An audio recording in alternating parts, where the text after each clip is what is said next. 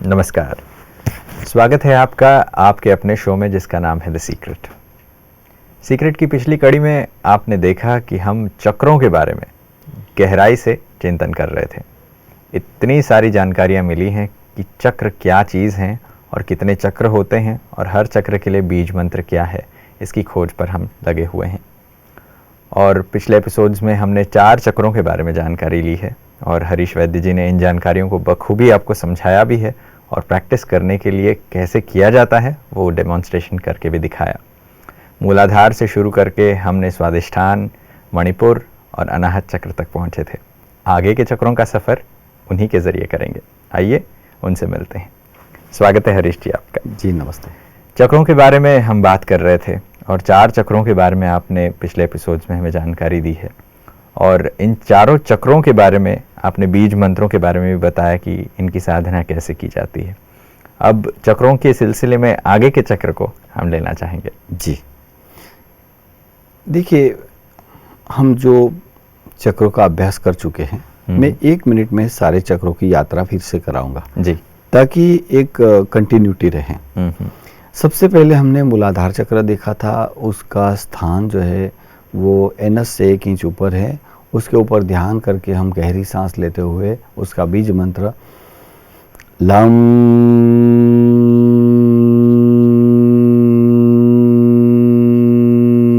ये बोलेंगे। थोड़ा और लंबा हो सकता है।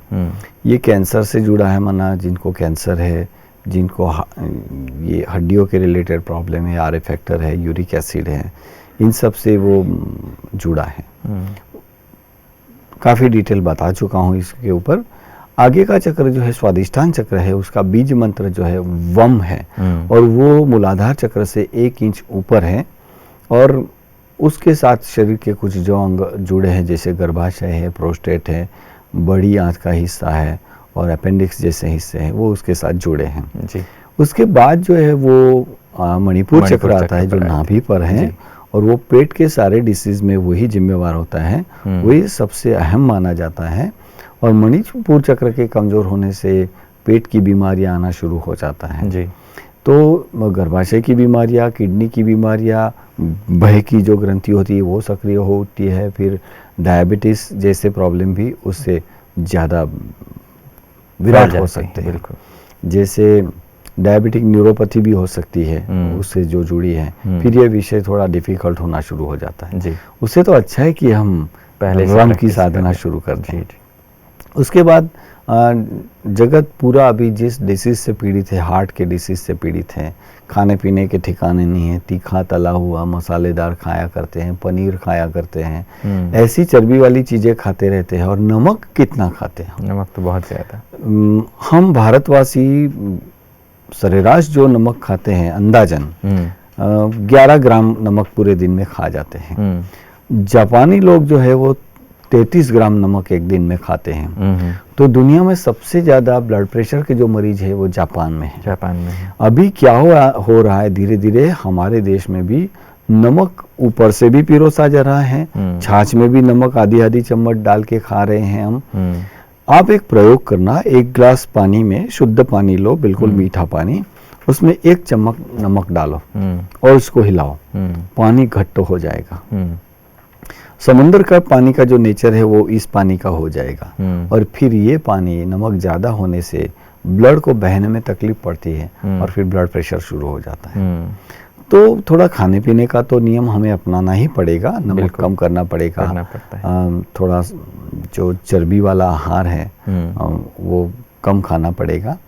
और रही यम की साधना, हार्ट के संबंध में अगर हम बात करें तो जितने भी हार्ट डिसीज़ है किसी भी किस्म के, और फेफड़ों के रिलेटेड कोई डिसीज़ है, भले फाइब्रोसिस हो या एलर्जी हो, अस्थमा हो या हार्ट के रिलेटेड कोई भी प्रॉब्लम हो और फेफड़ों के रिलेटेड प्रॉब्लम हो, तो हम उसमें यम की साधना कर सकते हैं। उसका बीज मंत्र यम है।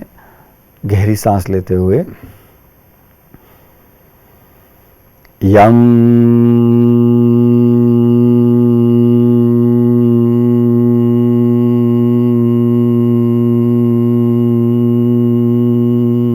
ये यम जी। तो यहाँ तक हमने पिछले एपिसोड पूर्वार्ध में सफर देखा लिया था, पिछले एपिसोड में देखा था। लेकिन अभी हम विशुद्धि चक्र से शुरू करेंगे। अगला जो गले पर है विशुद्धि चक्र जिसको कहते हैं, जो थायराइड से संबंधित है, जिनको थायराइड का प्रॉब्लम है। और एक बार थायराइड हो जाने के बाद आप जानते हो कि हार्मोनल डिसऑर्डर शुरू हो जाते हैं। फिर वो हर किस्म की परेशानियों में डालते हैं। या तो वेट बढ़ना शुरू हो जाता है, या तो वेट कम होना शुरू हो जाता है, आत्मविश्वास कम हो जाता है, शरीर पर स्वेलिंग आना शुरू हो जाता है, उत्साह कम हो जाता है, व्यक्ति आलसी हो जाता है, चिड़चिड़ा हो जाता है, गुस्सा आना शुरू हो जाता है, उसके बाल झड़ने शुरू हो जाते हैं, गले की तकलीफें शुरू हो जाती है, गले में सूजन शुरू हो जाती है, फिर ब्रेस्ट में पेन शुरू हो जाता है, महिलाओं के वाइट डिस्चार्ज शुरू हो जाते हैं। कितनी सारी तकलीफें, लिस्ट करो, बहुत लंबा लिस्ट हो जाएगा। क्योंकि यहाँ एक ग्लैंड है और इसकी वजह से जी, और इस चक्र का कितना गहरा कनेक्शन है उससे। तो अकेले ये इसको ही लपेटे में लेता है ऐसा नहीं है, फिर इसके साथ पीनियल और पिट्यूटरी भी किसी भी रूप से आवश्यक या थोड़ा ज़्यादा पैमाने पर जुड़ी है, कनेक्टेड है। हाँ जी। तो इसके लिए अगर हम विशुद्धि चक्र का अभ्यास करेंगे तो जो स्त्रियों के संबंधित रोग हैं उसमें तो फिर जिन पुरुषों को समझो दाढ़ी मूछ कम है, कई पुरुष आप देखते होंगे कि कुछ कुछ जगह पर ही दाढ़ी आती है, मूछ के ठिकाने नहीं होते, कई बार उसकी आवाज़ के ठिकाने नहीं होते हैं। तो ऐसे किस्सों में पौरुषत्व को मेंटेन रखने के लिए, स्त्रीत्व को मेंटेन रखने के लिए अगर हम इस चक्र की साधना करेंगे तो अर्थपूर्ण होगी, परिणामदेही होगी और अच्छे खासे रिजल्ट्स हम पा सकते हैं जी। क्योंकि मैंने बीच में कहा था कि किसी ने सवाल पूछा था ना कि यम वम रम ये सब बोलने से क्या होगा, कहाँ संवेदनाएं जाएंगी। तो मैंने उस बार भी कहा था कि अगर आप हम बोलेंगे तो गले पर मैक्सिमम कंपन होंगे जी। थायराइड के आसपास ये चक्र है, विशुद्धि चक्र है, और उसका बीज मंत्र जो है वो हम है, ह के सिर पर अनुस्वार, इसलिए हम माना वी नहीं, वी आर नहीं, लेकिन हम बीज मंत्र हैं। उसको करने के लिए आप तैयार हो जाइए। अभी कई पुरुष ऐसे आते हैं जिनके वक्ष स्थान स्त्रियों के माफिक धीरे धीरे बड़े हो रहे हैं, तो छाती वाला हिस्सा बड़ा हो रहा है। फिर उनके कईयों में कई ऐसे चलते हैं जैसे कोई स्त्री चलती है, उनकी चलने में ऐसी वो लज्जा अनुभव करते हैं, ऐसा चलते हैं, बोलने में ऐसी, एक्शन में ऐसे ऐसे होना शुरू हो जाता है उनके। तो इन सब हार्मोनल चेंजेस में ये हम की साधना, विशुद्धि चक्र की साधना बहुत ही अर्थपूर्ण है। इसलिए अगर मेंटल स्टेटस आप बरकरार रखना चाहते हो, बिल्कुल आपका खुद के ऊपर स्वामित्व बनाए रखना चाहते हो, मैं अपनी इंद्रियों का राजा हूँ, ये अनुभव करना चाहते हो, राजयोग हमें यही सिखाता है कि खुद की इंद्रियों के हम स्वामी बने, आप स्वामी।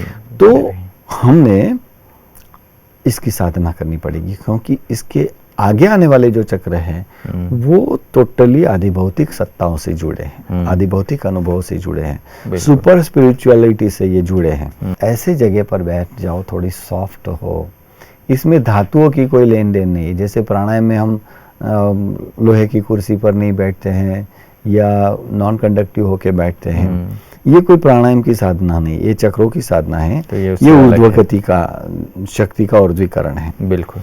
तो इसमें बैठक की जो महत्वता होती है वो केवल सॉफ्टनेस तक रिलेट करती है। चलिए आप तैयार हो जाइए, सीधा बैठ जाइए। भले कोई प्रेगनेंसी में तो ये बहुत बढ़िया है, सातों ही चक्र करने चाहिए। तो आने वाला बच्चा, समझो जिनको अभी अभी गर्भवती हुई है, उन्होंने तो सातों ही चक्र करने चाहिए। हमने जिन बहनों को ये चक्र के अनुभव कराए हैं, जो प्रेगनेंसी से पहले आई थी, अभी उनके वहाँ जो बच्चे हुए हैं ना, बहुत दिव्य बच्चे हैं जी। इसलिए वे भी कर सकते हैं। और जिनको कोई प्रॉब्लम नहीं है वो तो खास करे कि प्रॉब्लम ना आए। सीधा बैठते हुए गले पर ध्यान केंद्रित करेंगे और गहरी सांस लेते हुए हम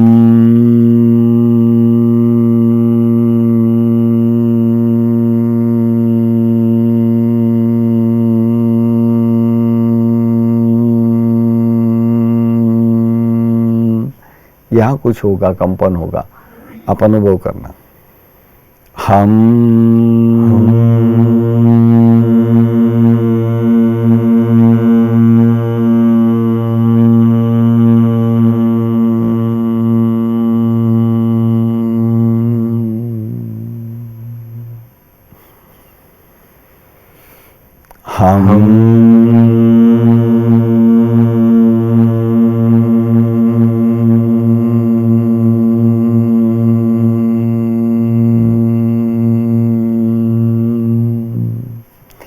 तो ये आप 5 बार, 11 बार, 15 बार, 10 मिनट, 15 मिनट ऐसे अनुभव कर सकते हैं।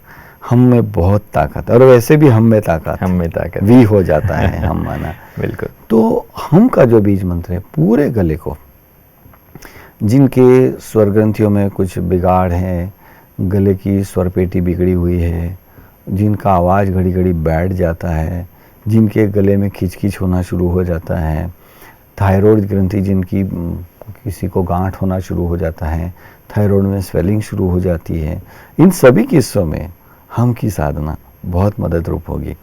अब हम जो एक साथ सारे चक्र करेंगे तो अच्छा ही रहेगा।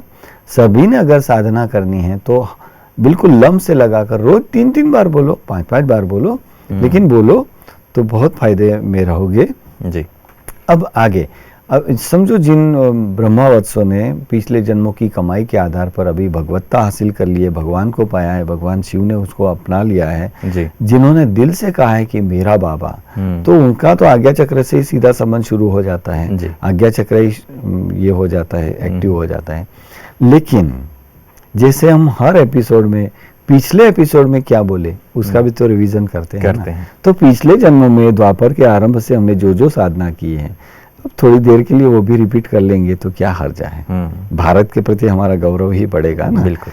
ये कोई भक्ति नहीं है कि चलो आरती कर ले उसकी, हम की आरती कर ले, वो हम की आरती कर ले, नहीं, माला भी नहीं लेनी है। केवल एक विज्ञान पूर्ण तरीके से उन चक्रों की है जो साधना करनी चाहिए।